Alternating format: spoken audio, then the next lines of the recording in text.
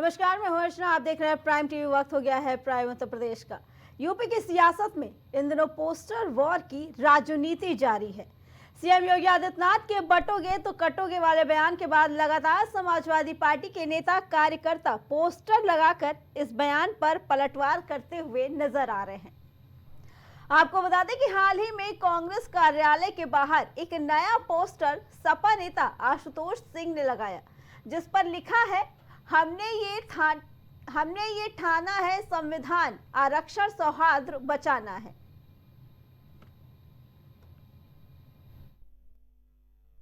CM Yogi Adityanath के बटेंगे तो कटेंगे वाले बयान के बाद उत्तर प्रदेश की राजनीति में पोस्टरवार जारी है। हम इस वक्त कांग्रेस पार्टी कार्यालय पे मौजूद हैं और तस्वीरों में आप देख सकते हैं कि कांग्रेस पार्टी कार्यालय पे एक नया जो पोस्टर है वो लगा है। यहाँ समाजवादी पार्टी के नेता आशुतोष सिंह की ओर से पोस्टर लगाया गया है, जिसमें लिखा है, हमने ये ठाना है, संविधान, आरक्षण और सौहार्द बचाना है। सपा कार्यकर्ताओं और नेताओं के द्वारा लगातार पोस्टर जो हैं वो लगाए जा रहे हैं और उसी क्रम में देखिए सपा कार्यालय के बाद अब कांग्रेस कार्यालय पे भी एक नया पोस्टर जो है वो लगाया गया है और कांग्रेस पार्टी के जो तमाम नेता हैं, कार्यकर्ता हैं, उनको भी एक साथ इस पोस्टर के साथ मैसेज दिया जा रहा है एकजुटता का। और लगातार लिखा गया है कि संविधान, आरक्षण बचाने की जो मुहिम है उसमें समाजवादी पार्टी उसके लिए लड़ रही है। सपा नेता कार्यकर्ता जो है वो लगातार पोस्टर लगा रहे हैं सीएम योगी के बयान के पलटवार करते हुए। सपा कार्यकर्ता नेता लगातार पोस्टर लगाते हुए दिखाई दे रहे हैं। कभी पोस्टर में मुख्यमंत्री योगी आदित्यनाथ को मठाधीश बताया जाता है तो कभी पीडीए को जोड़ने और जीतने की बात कही जाती है।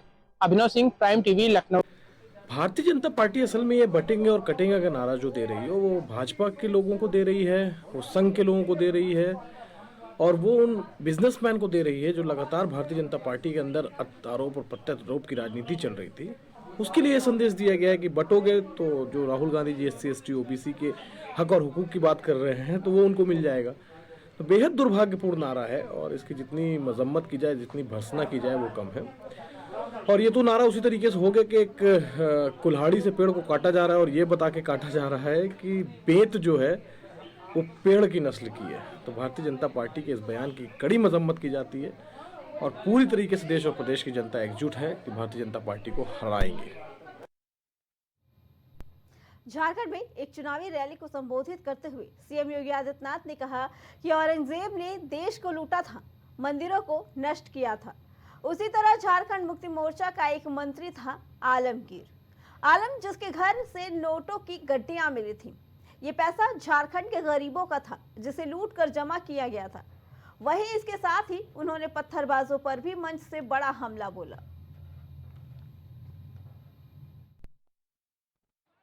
एक आलम थे औरंगजेब, देश को लूटा था उसने, देश के पवित्र मंदिरों को नष्ट किया था उसने।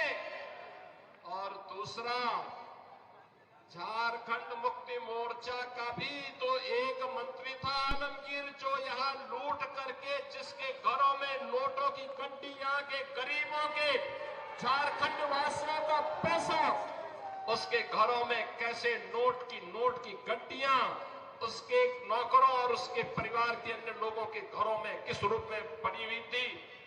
ये लूट का इससे दूसरा घटिया स्तर और दूसरा देखा नहीं जा सकता। ताकत का एहसास कराइए और ताकत का एहसास कराएंगे जो ये पत्थरबाज है सड़कों पे आपके लिए झाड़ू लगा करके रास्ता साफ करते हुए दिखाई देंगे। ये बजरंगी पताका हर घर में फहराई हुई दिखाई देगी और उस ताकत का एहसास कराने के लिए ही ये चुनाव आपके पास है। बंटिए मत जातियों में। यूपी मदरसा एक्ट के मामले में सुप्रीम कोर्ट का एक बड़ा फैसला सुनाया गया है। यूपी मदरसा एक्ट को असंवैधानिक घोषित करने के इलाहाबाद हाई कोर्ट के फैसले को सुप्रीम कोर्ट ने रद्द कर दिया। वहीं संबंध के खिलाफ दाखिल याचिकाओं पर सुप्रीम कोर्ट ने आज फैसला सुनाया। सुप्रीम कोर्ट में जस्टिस DY चंद्रचूड़ की अध्यक्षता वाली बेंच ने ये सुनवाई की, जिसमें यूपी मदरसा एक्ट पर इलाहाबाद कोर्ट का फैसला रद्द करते हुए मदरसा एक्ट की संवैधानिकता को मंजूरी दे दी गई। कानपुर के कल्याणपुर में एक नर्सिंग होम संचालक ने एक नर्स के साथ रेप किया। बताया जा रहा है कि संचालक ने पार्टी के बहाने उसे देर तक रोका, फिर लोगों के जाने के बाद नर्स को अकेला पाकर उसे कमरे में खींच ले गया। रेप करने से पहले नर्स को नशीली दवा पिलाई और जब वो बेहोश हो गई तो उसके साथ कुकर्म किया। जब लोगों ने पुलिस को इसकी सूचना दी तो पुलिस ने आरोपी के खिलाफ मुकदमा दर्ज कराया। बता दें कि पुलिस ने आरोपी के खिलाफ मुकदमा दर्ज करके उसे गिरफ्तार कर लिया है।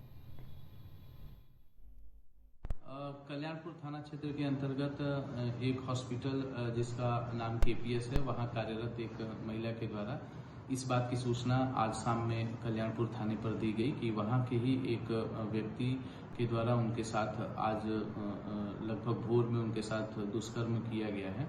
इसकी सूचना जैसे ही थाने को मिली, थाने पर प्रथम सूचना रिपोर्ट दर्ज कर ली गई है और आरोपी व्यक्ति को पुलिस के द्वारा हिरासत में ले लिया गया है। युवती को मेडिकल हेतु अस्पताल भेज दिया गया है। इसमें जो विधिक कार्रवाई है वह पुलिस के द्वारा की जा रही है।